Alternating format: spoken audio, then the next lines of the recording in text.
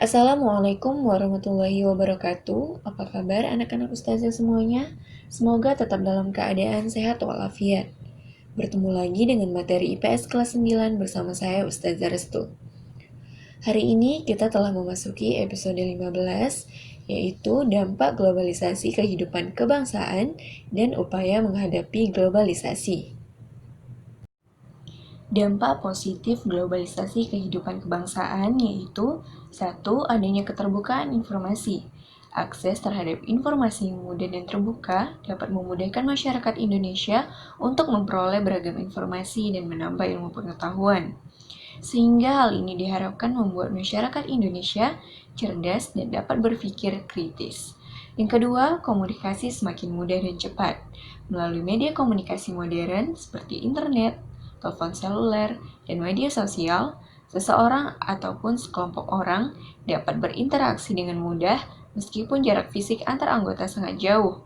Yang ketiga, berkembangnya ilmu pengetahuan dan teknologi. Globalisasi dalam hubungan internasional antar negara berdasarkan IPTEK membuka kesempatan bagi masyarakat Indonesia yang berprestasi untuk dapat menuntut ilmu di negara-negara maju, seperti Jerman, Amerika Serikat, dan Jepang. Yang keempat, perekonomian Indonesia semakin berkembang. Globalisasi membuka kesempatan Indonesia meningkatkan laju perekonomian. Hal tersebut dapat dilakukan melalui kegiatan ekspor bahan mentah Indonesia yang kaya akan sumber daya alam untuk meningkatkan devisa negara. Yang kelima, meningkatnya taraf hidup masyarakat.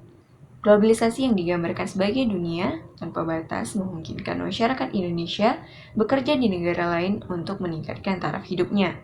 Dan yang keenam, adanya persaingan yang sehat. Melalui globalisasi, perekonomian Indonesia memiliki kesamaan tarif terhadap semua negara dalam hal ekspor, impor, sehingga kegiatan perdagangan menjadi semakin cepat dan persaingan juga sehat. Adapun dampak negatif globalisasi bagi kehidupan kebangsaan yaitu: 1. Informasi tak terkendali. Arus informasi yang terjadi di era globalisasi sangat cepat dan meluas. Hal itu menyebabkan pemerintah dan masyarakat sulit untuk mengendalikannya. Beragam informasi yang tidak benar atau hoax dapat mempengaruhi pola pikir masyarakat yang tidak teliti dalam mencari informasi. Yang kedua, lemahnya minat melestarikan budaya lokal. Menjamurnya budaya asing di Indonesia mengakibatkan pengadopsian budaya berlebihan dari masyarakat Indonesia, sehingga gaya hidup apatis dan cenderung mengedepankan budaya asing telah mengancam eksistensi budaya lokal Indonesia. Yang ketiga, dia sikap individualisme. Saat ini kita memerlukan bantuan alat atau perangkat untuk mempermudah aktivitas kita dan merasa tak memerlukan bantuan manusia lagi, sehingga menyebabkan manusia semakin individualistik dan hakikat manusia sebagai makhluk sosial mulai memudar. Dan yang keempat, kesenjangan sosial semakin besar. Meningkatnya budaya konsumtif di kalangan masyarakat Indonesia menyebabkan kecenderungan untuk berbelanja produk-produk asing yang tidak dipergunakan dan diperlukan. Dan yang terakhir adalah hilangnya rasa cinta terhadap produk dalam negeri. Hal ini menunjukkan gejala berkurangnya rasa cinta masyarakat terhadap bangsa Indonesia, sehingga hal itu dapat berdampak terhadap perekonomian dalam negeri. Pendapatan warga negara Indonesia sendiri menjadi berkurang, dan kondisi usaha domestik menjadi lemah. Arus globalisasi yang tidak dapat dihentikan dan bergerak sangat cepat telah melanda seluruh negara di dunia dalam waktu dan periode yang bersamaan. Globalisasi sendiri bersifat multidimensional, yaitu globalisasi telah memasuki berbagai aspek dalam kehidupan masyarakat dunia dengan proses kompleks yang mempengaruhi segi intelektual, emosional, sosial, politik, ekonomi, serta budaya.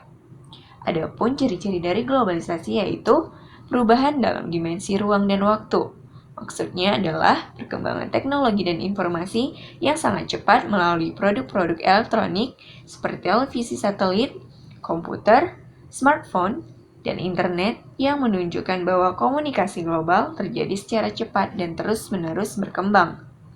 Yang kedua, pasar dan produksi ekonomi menjadi saling bergantung antar negara di dunia sebagai akibat dari pertumbuhan perdagangan internasional. Yang ketiga, peningkatan interaksi kultural melalui perkembangan media massa.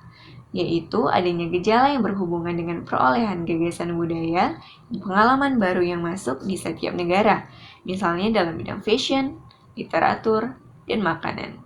Dan yang keempat, meningkatnya masalah bersama, misalnya pada bidang lingkungan hidup, krisis multinasional, dan inflasi regional sebagai dampak globalisasi bersama. Berikut merupakan cara agar dampak negatif dari globalisasi tidak berpengaruh terhadap kehidupan di segala bidang. Yang pertama, bersama-sama memberantas budaya korupsi sebagai upaya peningkatan kesejahteraan masyarakat dan perekonomian negara agar dapat bersaing dengan bangsa lain di dunia. Yang kedua, menyaring budaya asing yang masuk melalui berbagai elemen pemerintah maupun masyarakat sebagai pengawas dan penjaga eksistensi kepribadian bangsa. Yang ketiga, menciptakan produk dalam negeri yang berkualitas. Yang keempat, meningkatkan produksi dalam negeri agar dapat bersaing dengan produksi negara maju. Yang kelima, masyarakat dan pemerintah juga harus berusaha mengikuti perkembangan iptek agar tidak tertinggal dari negara lain dan tidak mudah dibodohi oleh informasi-informasi yang masuk dari luar. Yang keenam, meningkatkan nilai-nilai ketuhanan sebagai identitas bangsa Indonesia yang religius. Ketujuh, menanamkan dan mengamalkan nilai-nilai Pancasila dengan sebaik-baiknya. 8. Menanamkan dan melaksanakan ajaran agama dengan sebaik-baiknya. 9. Mewujudkan supremasi hukum, menerapkan dan menegakkan hukum dalam arti sebenarnya dan seadil-adilnya. Ke-10, selektif terhadap pengaruh globalisasi di bidang politik, ideologi, ekonomi, dan sosial budaya bangsa. Ke-11, menumbuhkan kesadaran untuk tidak melakukan kegiatan konsumsi yang berlebihan dan bergaya hidup mewah melalui kesederhanaan dan penggunaan suatu produk yang tepat guna. Dan yang terakhir, mengurangi pencemaran lingkungan dengan berbagai macam cara. Misalnya, dengan mengurangi penggunaan barang-barang atau bahan-bahan kimia yang berbahaya dan mengganti dengan bahan yang lebih ramah lingkungan. Menciptakan alat sebagai penyaring pada cerobong-cerobong asap dalam proses produksi di pabrik-pabrik, membuat tempat pembuangan dan pengolahan limbah, serta meregenerasi hutan sebagai filter alami.